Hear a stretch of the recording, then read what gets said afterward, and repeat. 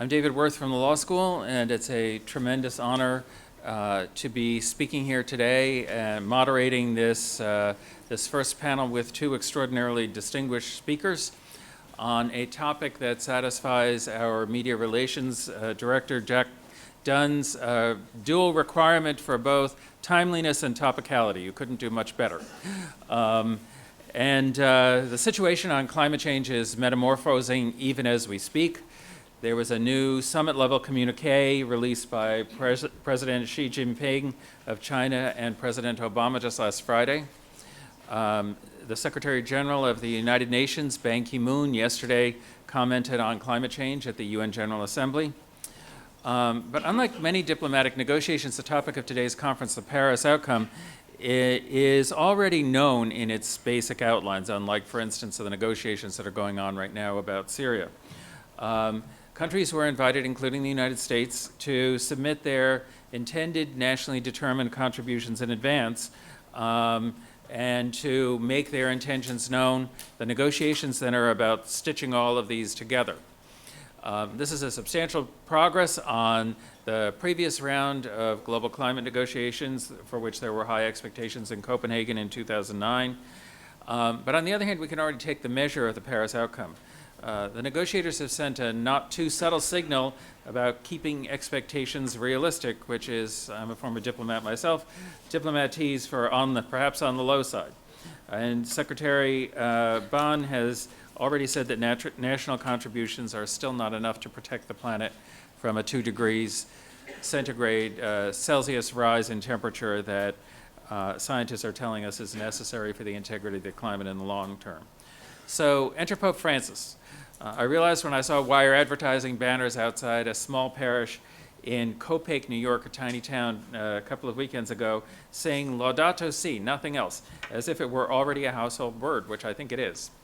I've been working on climate change for more than a quarter century, and the basic principle has been the revolution of lowered expectations, in which no progress seems to be so modest that it cannot be jettisoned. Despite all that, the Pope's speech to Congress literally gave me a chill down my spine. Here's a man speaking with the highest moral and most principled authority one can imagine, calling us all to what in the jargon of the climate change negotiations is called ambition. So, and here today we have among the most preeminent experts to tell us what all of that means. Just a little bit of housekeeping. The senator has to leave promptly at 1, and we'll take written questions. There are index cards, I believe, on your seats, or you can obtain them from any of the very helpful faculty who are on the sidelines. Please do fill them out, and then they will be passed up for presentation to the senator afterwards. Then Dr. Holdren will speak, after which I have been instructed in no uncertain terms to draw your attention to the coffee reception at the Heights Room at 2:15 before Cardinal Turkson's lecture. So with that, I'd like to introduce Jim Keaty, our Vice President for Governmental Affairs, who will introduce the Senator, who is, of course, well known to all of us at Boston College, and welcome back.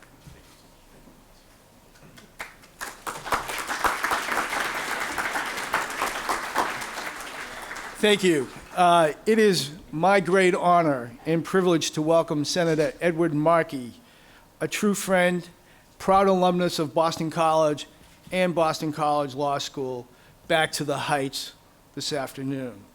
I was reminded this morning by my wife to also say that he is the first BC alumnus to be elected to the United States Senate, and Senator, we expect many more first. Over his years, 37 years of distinguished service in the House of Representatives and the United States Senate, Senator Markey has worked tirelessly to earn the title of Consumer Champion, using his expertise, commitment, and energy to fight for and improve the lives of the people of Massachusetts and across this nation. He is a national leader on energy, environmental protection, telecommunication policy, and has amassed an impressive legislative record of achievement in the areas of climate change, clean energy, nuclear nonproliferation, safeguarding privacy, preserving an open internet, and promoting healthy competition and private sector investment in the telecommunications marketplace. Senator Markey is the author of some of the most important energy, telecommunications, and homeland security legislation over the past 20 years. Legislation that has positively impacted the lives of everyone in this room today. The 2009 Waxman-Markey Energy Climate Bill, the 2007 Fuel Economy Law, the Telecommunications Act of 1996, the Cable Act of 1992, the Internet Freedom Preservation Act, the Children's Online Privacy Protection Act, in mandating screening of 100% of passenger airplanes and maritime cargo, just to name a few. We are truly honored to have with us today the Senator. We look forward to his remarks. Please give him a warm Boston College welcome to the podium, Senator Ed Markey. Thank you, Tommy.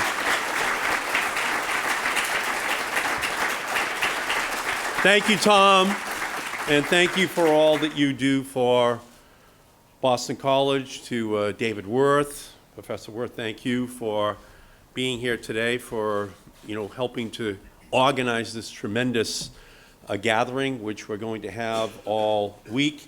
And it is an honor for me to kick off these incredible 4 days at Boston College that has been inspired by Pope Francis' recent encyclical Laudato Si. And I'm glad that my good friend John Holdren is here today. John is the President's Science and Technology Advisor. He makes all of us feel better knowing that for 6.5 years he has been next to the President, advising him on science and technology. And our country is a leader because of that advice, and it is just an incredible honor for us to have John here with us today. And it's also wonderful to have Cardinal Peter Turkson, who is going to join us. He is the president of the Pontifical Council for Justice and Peace. He will be here today. He oversaw the Council's important work in energy and environmental topics that laid much of the foundation for Pope Francis' encyclical, and he will deliver the Canisius lecture later today. I was invited to meet with Cardinal Turkson in Rome, in the Vatican, in May of 2014.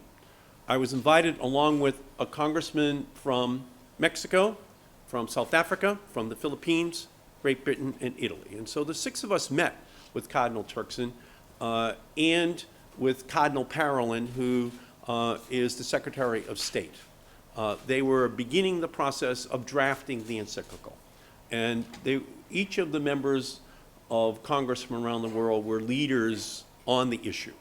And he wanted to hear from us. He wanted to know what our thinking was on all of these issues. And that was a great opportunity for me to tell him about the impact on the coastline of Massachusetts that was the basis for the historic Massachusetts versus EPA decision in 2007, which gave the authority to the EPA to act on this issue. It gave me the opportunity to talk to him about the incredible revolution in energy technology which is taking place in America today, but knowing that we can do better. It made it possible for the congressmen from Mexico, from South Africa, from the Philippines to each talk about the incredible impact that the increase in the intensity of the storms which are hitting these countries are having upon them, and the essential defenselessness which they are suffering from.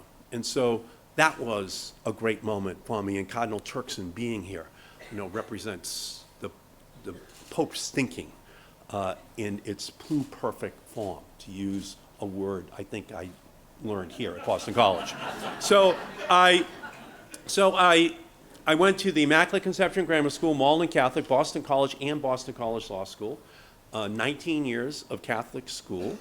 For 7 years, just think of all of these buildings not existing, and for 7 years, I just drove my car over here and parked in that parking lot with 2,000 other cars.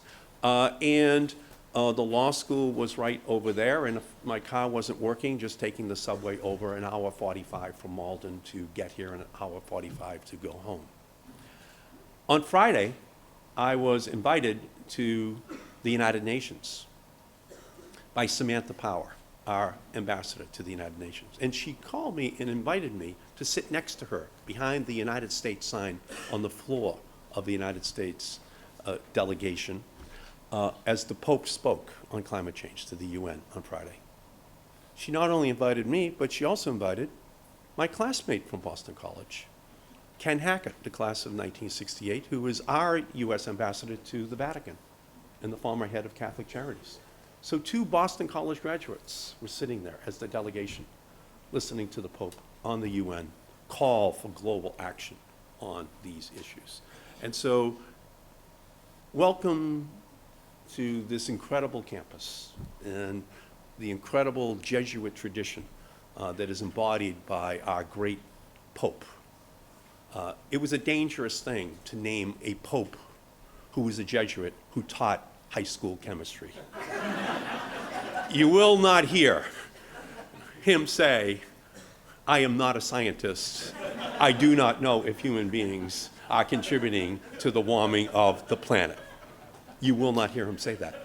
He will say, "I am a scientist, and I know that it is happening."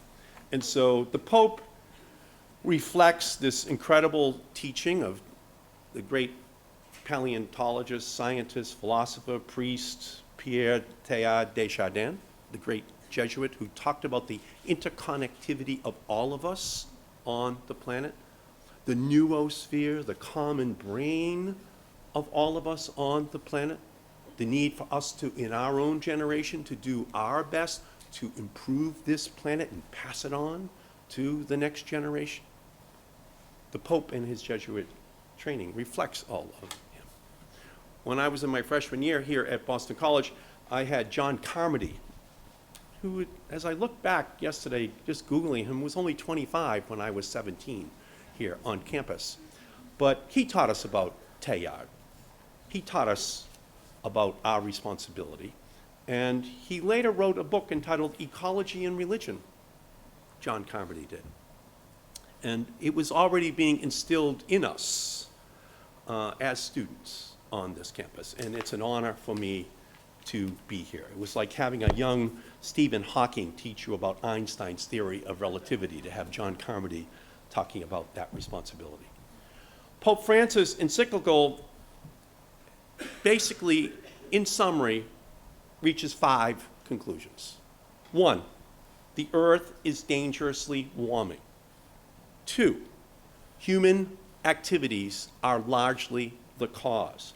3, the poorest people on the planet are most adversely affected by what are largely the actions of the wealthiest planets on Earth.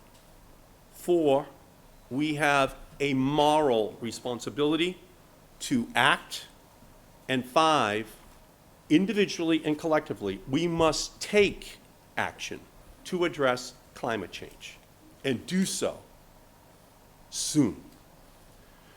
Because these points are still questioned by some people, Pope Francis has called us all to engage in dialogue and find a way to move forward, to face the challenges that climate change poses to people and the planet. The word pontiff itself is derived from the Latin for bridge. As every bridge builder knows, you can only build one successfully after you've had a conversation about where you want to go.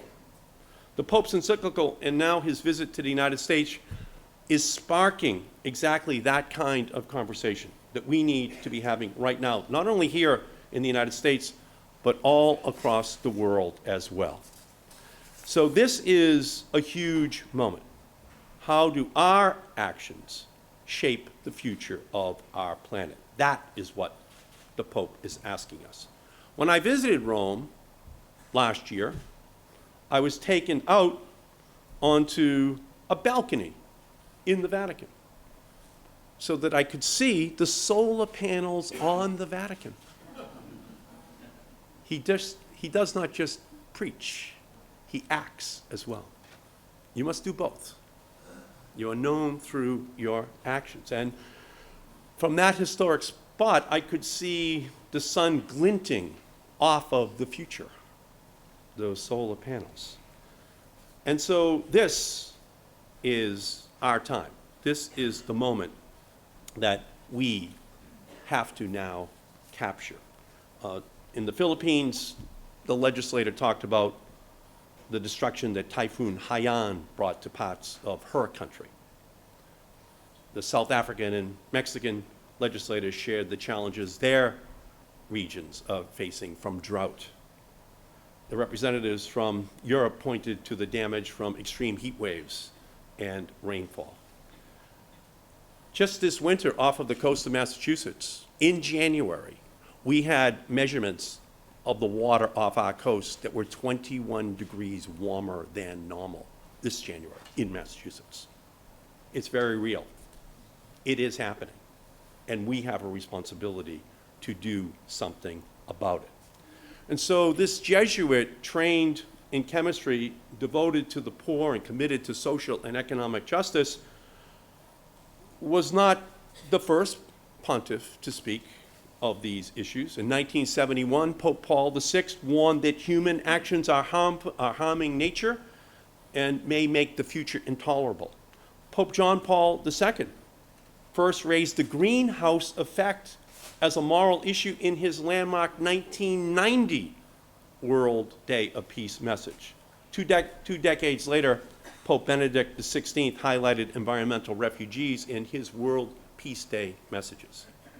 Pope Francis has chosen to modernize the message of his namesake, St. Francis of Assisi, by titling the encyclical Laudato Si, a quotation from the Canticle of the Sun, written by St. Francis, which praises everything from the creatures of the earth to the cosmos.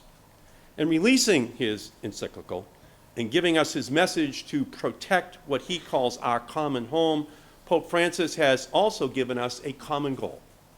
We must act now to stop climate change. And so last week, on the floor of the United States Congress, Pope Francis came to deliver his Sermon on the Hill to the members of the United States Congress and to tell them that we needed to take the actions which the world expects the United States to take in order to be the leader. You cannot preach temperance from a bar stool. If you expect others to follow, you yourself must be engaging in the activities that you say are good for our world. So it was important for Congress to hear this message. It's a message of compassion, of justice, of action, and we need to join in the conversation that he is calling the world to engage in about protecting the people and our planet. And I believe that this papal address was about more than simply delivering a message. The Pope spoke from and to the center of the American political system.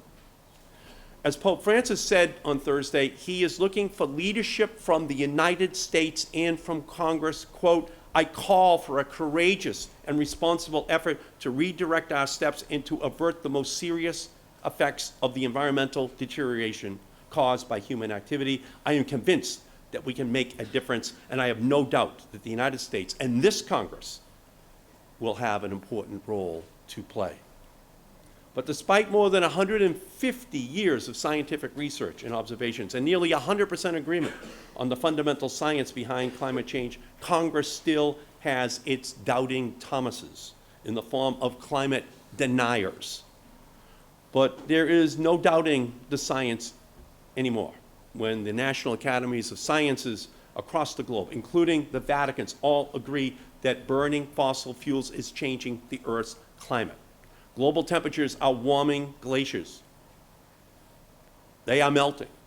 Sea levels are rising. Extreme downpours and weather events are increasing. The ocean is becoming more acidic. Last year was the warmest year ever recorded. This summer was the hottest ever recorded, going back to 1880.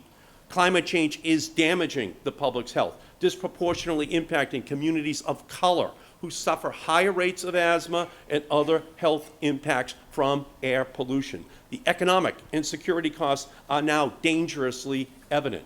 Climate change is aggravating tensions around the world, especially where food and water security are at the heart of the conflicts. It is spawning new crises that are displacing millions and creating a new era of refugees. This will require action by our diplomats and aid organizations. Every nation must do its fair share.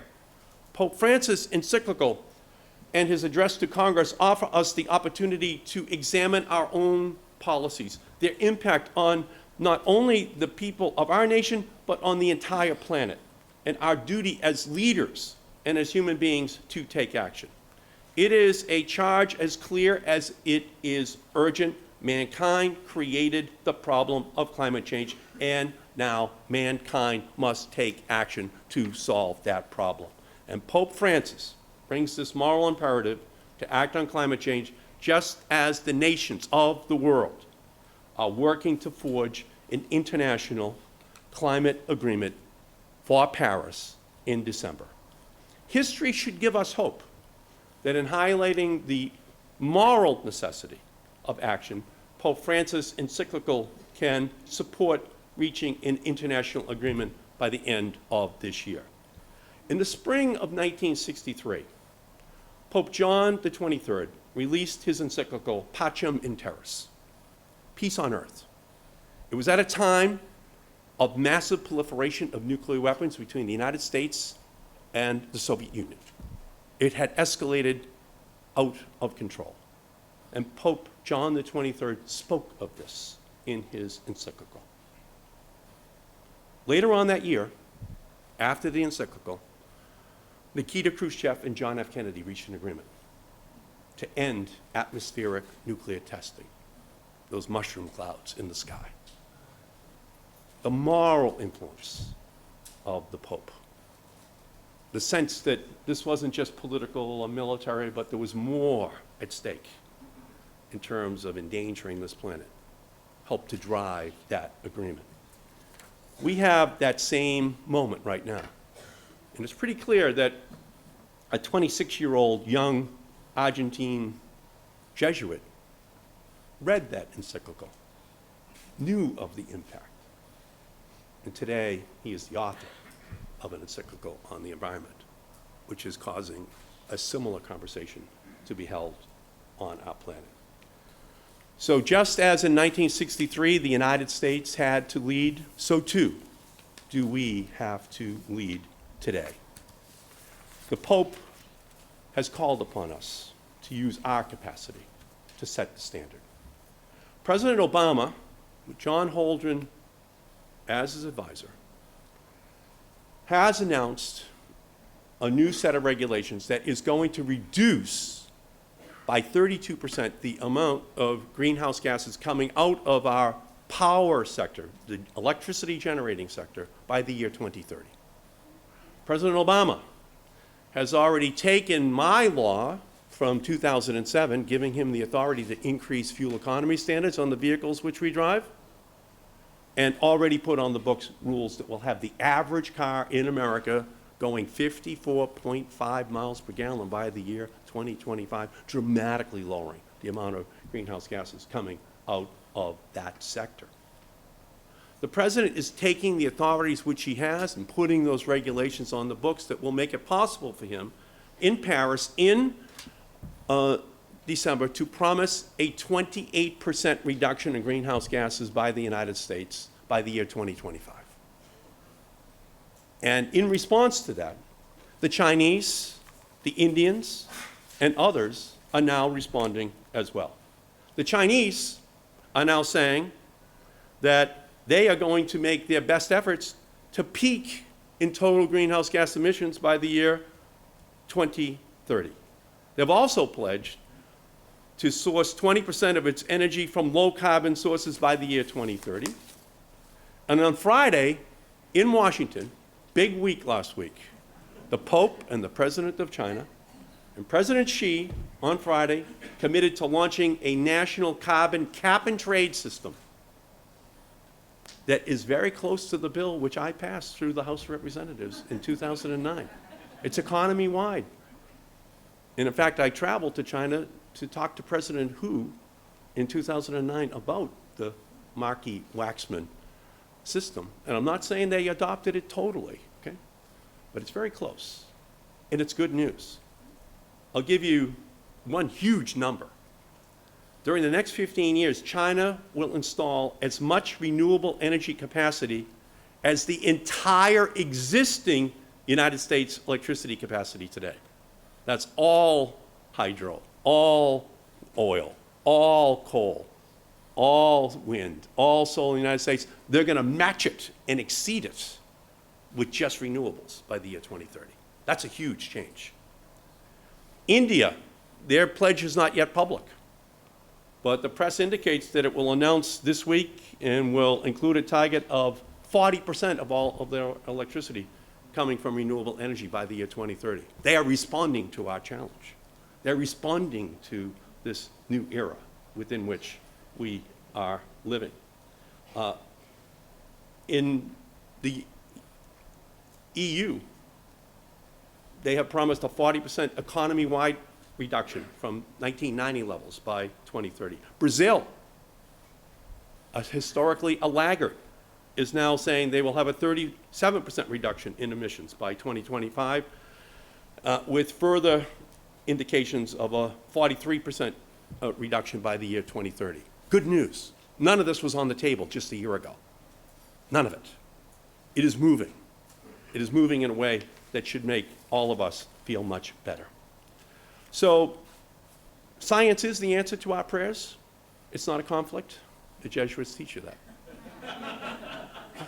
It's both at the same time. As the chairman of the Select Committee on Energy Independence and Global Warming, I chaired 100 hearings on climate change between the year 2007 and 2010. John Holdren testified. The Prime Minister of Sweden testified. The head of the UN, Ban Ki-moon, testified. Experts from around the world testified. I took the committee to China to meet with President Hu. I took the committee to India to meet with President Singh. I took the committee to Greenland, which is covered with a cake of ice a mile high, 1,000 miles long and 300 miles wide. And they're measuring ice quakes 3 and 4 on the Richter scale. It's dangerous. That ice goes into the water, the sea rises dramatically. I took the committee to Alaska so that we could see the retreating glaciers.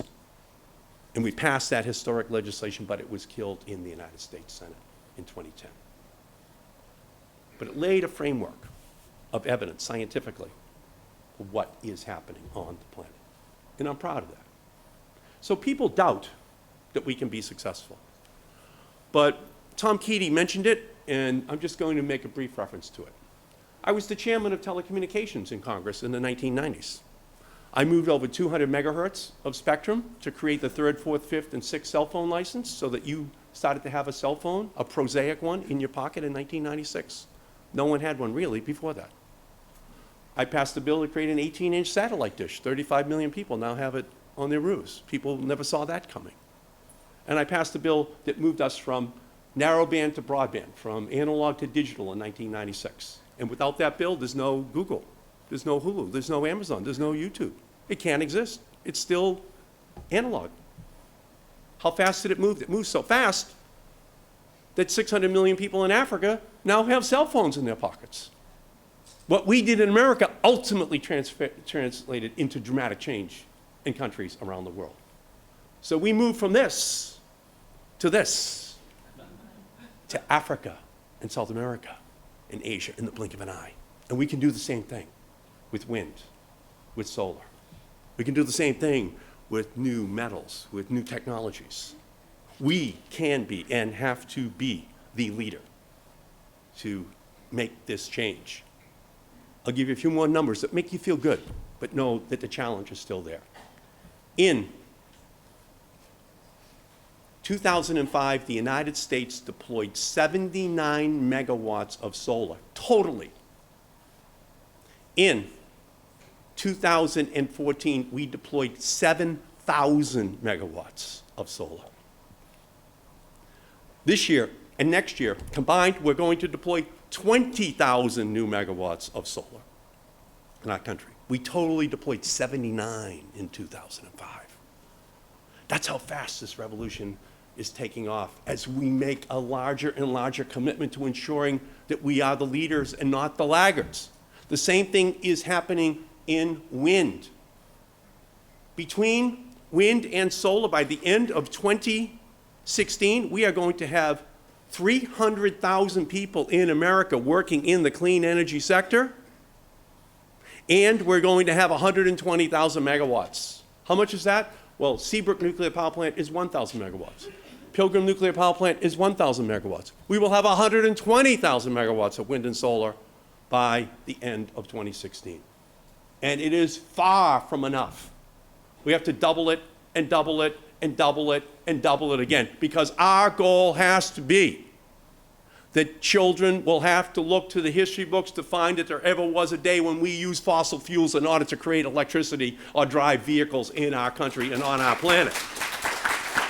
We have to set the goal of having 100% of our energy coming from renewable energies, that we preserve this great planet, that we protect it from this great danger which we are exposing it to.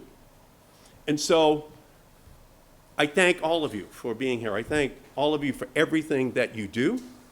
I am going to continue my work. There is no known instance of an Irishman from Massachusetts voluntarily leaving Congress. So I will be there. And I will be there fighting for you on each and every one of these issues. Thank you for everything which you are doing. So, David, do you have any questions which have come up? Well, first of all, thank you for that very inspiring speech. I think it rivals the Pope's in terms of its ability to instill action. It turns out that this audience is extraordinarily well-versed in climate science and also in climate policy. So a number of interesting questions. I hope you have time to take a few. One is, can people hear me?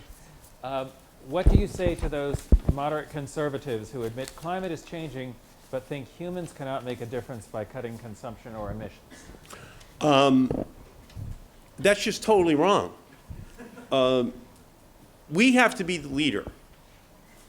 The United States acting alone cannot solve the problem. The only way in which the problem is solved is if the Chinese, the Indians, the Brazilians, and every other nation in the world that is a major emitter join with us. That's what Paris is all about in December. And we all stipulate, by the way, that the planet from pre-industrial periods, from the time my grandfather was getting off the boat to go to work in the mills of Lawrence, has only contributed about 1.6 degrees Fahrenheit to a warming. Our goal is to keep it below about 3.6 degrees Fahrenheit. But we're on a path to go to 6 degrees Fahrenheit warming, and perhaps 8 degrees Fahrenheit. So you have to start somewhere. The United States has to be the leader. We're the technological giant. And acting alone, no, we can't do it. But acting alone, at the beginning, we say, hey, what if we have a cell phone in everyone's pocket? Maybe it'll lead to this. Maybe it'll lead to the whole world moving to wireless technology so you don't have to bring wires down everyone's street. Well, the same thing can be true for solar and wind in every village all across of Africa. Maybe they can skip the lines. Maybe they can move to their roofs having solar, which heats their homes or gives them the refrigeration which they need. Maybe we can do that too. Maybe we should accept the challenge. When I was a boy, President Kennedy challenged us to put a man on the moon in 8 years and return him safely. But he also said we had to invent new propulsion systems, we had to invent new metals, and we had to bring him back from the moon at speeds that had never been approximated by mankind and do it safely, and do it in 8 years. And we did it. So this is the moonshot of our generation. We can do it. We have to lead, and the rest of the world will follow us. And that's what the Pope is actually calling us. He's saying, what can you do? Huh? And if we do it, we will set the example. And then we will reduce and solve this problem, because we have a moral responsibility to do so. Yes, sir. Great, thank you very much. A number of questions along the following lines. Senator, what do you perceive to be the greatest barrier in making climate change a bipartisan issue? What would it take to get a bill along the lines of the bill you sponsored with Congressman Waxman through Congress today? The greatest obstacle is a technical term. It's called Koch brothers.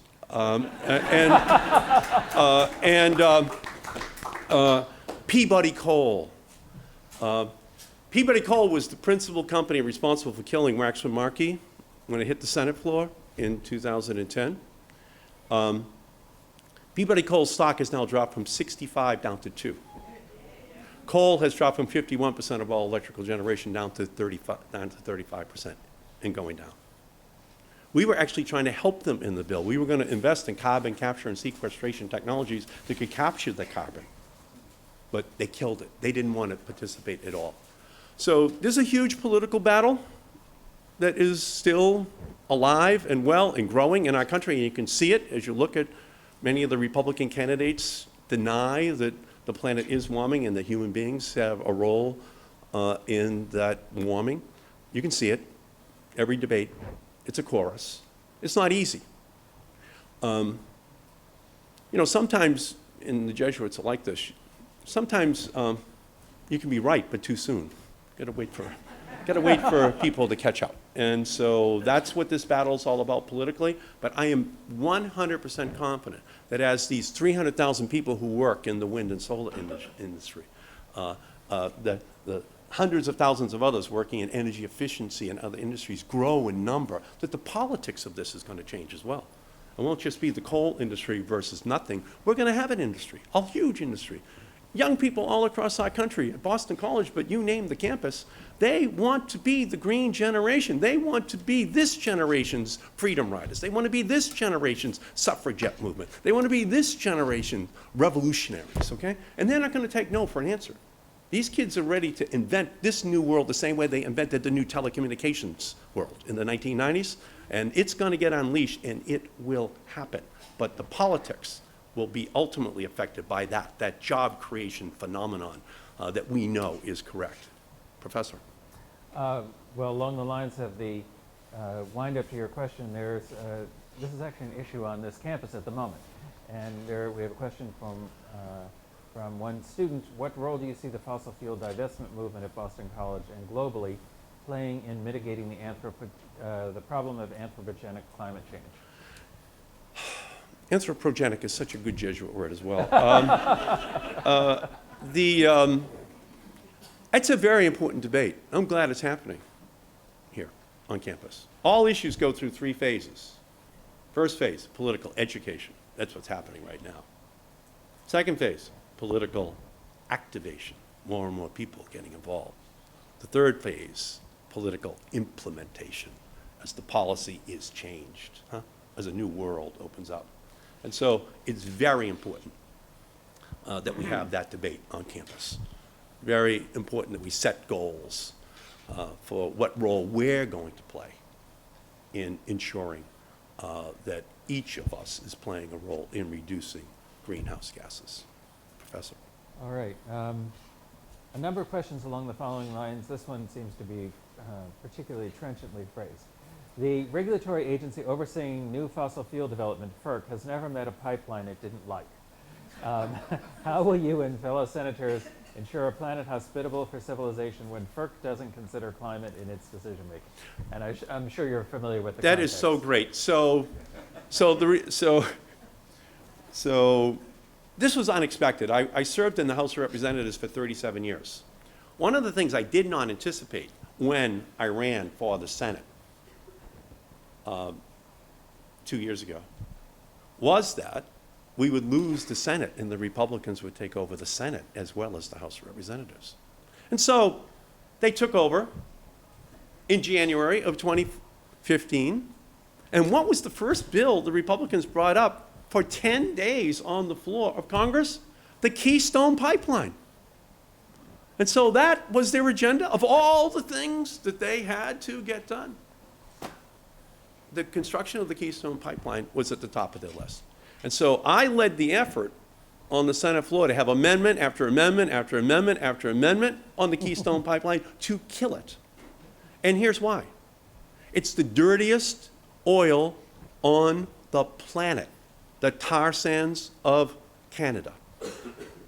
It would then be transported through a pipeline like a straw all the way across the United States down to Port Arthur, Texas, where they intend on exporting it out of our country.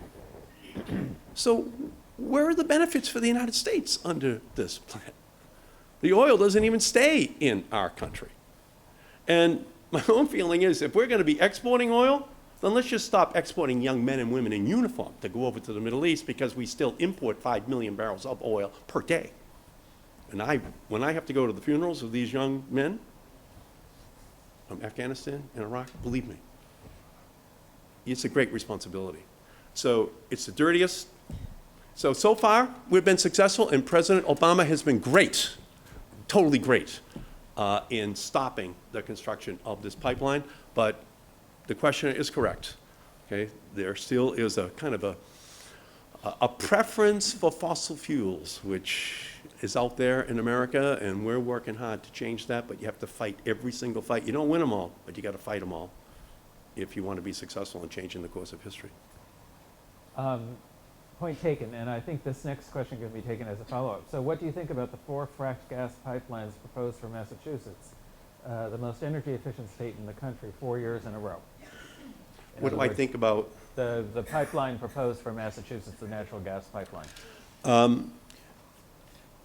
We're going to need natural gas for a period of time as a bridge fuel. What one of these companies intends on doing is having a massive pipeline be built that would then go up through Maine, and then they'd be exporting natural gas. And we would, again, be the conduit. Massachusetts would be the conduit. And so we have to ensure that there is, and I know Attorney General Healy is going to release a study later on this week or the beginning of next week, analyzing just how much energy we need given the fact that we have a great potential for wind, for solar, for energy efficiency, for other fuels, so that we don't have some wide open expansion of new fossil fuels when only a limited amount would be needed and the company would, as a result, just wind up exporting it. Okay, we seem to be on a roll. Here's putting a price on carbon through a fee on fossil fuel production is one option to help solve the climate crisis, and has been successfully implemented in British Columbia since 2008. Do you support this approach, and what other legislation to create climate change, I think you already addressed this, is currently being considered for Congress, and what are the chances for success? So basically the questioner is interested in the option of a carbon tax or fee. A carbon fee. We won't see a carbon fee in the very near future, but we already have essentially a shadow carbon fee. Massachusetts and the Regional Greenhouse Gas Initiative that we are part of is the leader on that. So we have the 6 New England states, plus Maryland, Delaware, and New York, who created something called the Regional Greenhouse Gas Initiative. And that is a consortium of 9 states that have agreed that they are going to reduce dramatically the amount of greenhouse gases that are, in fact, emitted from our power plant sector. And over the last 10 years, since the system was put in place, we have seen a dramatic reduction in greenhouse gases from those 9 states, and a dramatic increase in the growth of the GDP. In other words, we've now delinked greenhouse gas emissions from growth in our GDP. That is essentially a carbon tax. Okay? But it's a model that other states are going to use once these new regulations go on the books. And by the way, I just want to make a point that John Holdren taught this subject at Harvard. The EPA administrator is a graduate of UMass Boston. And she helped to construct the Regional Greenhouse Gas Initiative. And I might add, and I'm just going to say this just for those of you who might have gone to Boston College, the Secretary of Energy is a summa cum laude graduate of Boston College in physics. And it's very good to have Ernie Moniz, negotiating the Iran deal and our energy future. And John Kerry is a graduate of Boston College Law School, negotiating the Iranian deal and working on the climate issue. So there's Boston College all over this issue, okay? In a global sense. And New England is the leader on it because of the pioneering work that was done on the Regional Greenhouse Gas Initiative. Jerry Brown in California as well have a system out there, and you should just begin to anticipate that next year you're going to see state after state that begin to append themselves to those already existing systems, because it is a de facto carbon tax that does not ultimately impact the economic growth of the regions where it is in place. Okay, I'm informed we have time for one more question. One more question. And since you've talked about illustrious Massachusetts and particularly Boston College graduates that have gone on to leadership positions in the government, what can universities do to continue to turn out graduates who are highly trained to take leadership positions in the next generation? Here's what I would say. What we need is for Massachusetts to lead. What we need is a Massachusetts campus climate coalition for every campus in Massachusetts. And we have to set high goals on these campuses. We have to be the leaders. Massachusetts students have been the leaders for generations on the big issues of our time. And I call upon the college students, the graduate students at all of our universities to create this college campus coalition to reduce and deal with the dangers of climate change. That is what can happen. And Boston College can be the leader.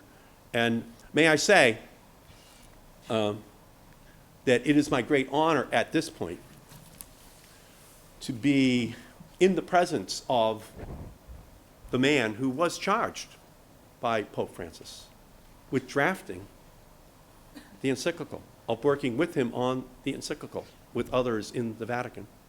And he just walked in, but I'd like you to give a warm Boston College welcome to Cardinal Peter Turkson, who is standing right here. Just absolutely incredible.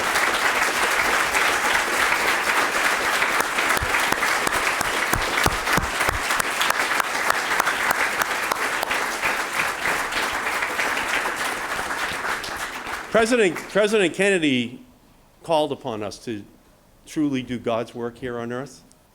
That's what Cardinal Turkson and Pope Francis are doing. And it's now resonating throughout the world. And we can't thank you enough for all the great work that you did, Cardinal. And I thank all of you.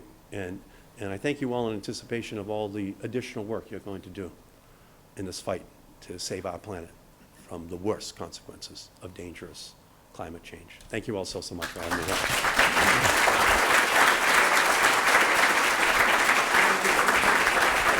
Okay.